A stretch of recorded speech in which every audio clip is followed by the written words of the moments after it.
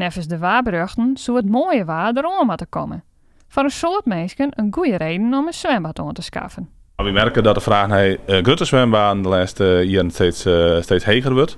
Dus steeds meer vraag om naar zwembaden zo groot mogelijk. Dus dat binnen zogeheten framebaden, zowel groen als in rechthoekig. En dan moet je denken om een aanmetingen van 4,5 meter en soms ook 4, 6 of zo'n meter. Het waar is natuurlijk de laatste tijd nog net zo bijzonder. Toch weten we dat de zwembaden de laatste jaren schaars zijn, dus weinig te krijgen, is snel uitverkocht. Dus zodra het mooi waar wordt, dan griepen de meesten vaak mis. Dus we merken dat de meesten nou wel sneller zeiden van, nou, wie ben er op die het bij om uw zwembaden in te keren.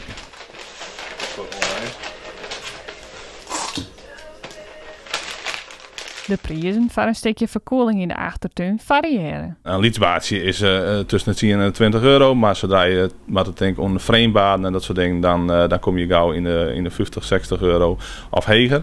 En als je denkt om die hele grote baden, dan ga je complete zetten, waar je er wat voordeel bij hebt, maar dan denk je om een paar 100 euro, dus 3 of jou, soms 400 euro voor een groot bad.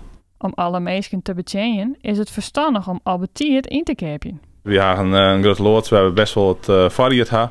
En die verkeer ook online, dus het is voor ons wel belangrijk dat we eigenlijk genoeg variëteit hebben om het hele land te betjennen. Ja, dat hebben we op tiert inkocht, dat hebben we eigenlijk vorig jaar al inkocht.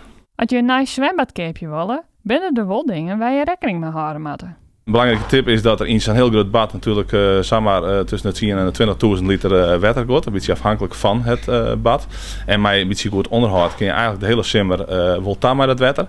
Hoe je net continu het water te vervangen. Dat is natuurlijk ook milieuonvriendelijk en het kost een putte water. En dat kun je dus voorkomen terug te werken met een goede filterpomp en regelmatig de filter te vervangen en de gloortabletten, de bietenbroeken.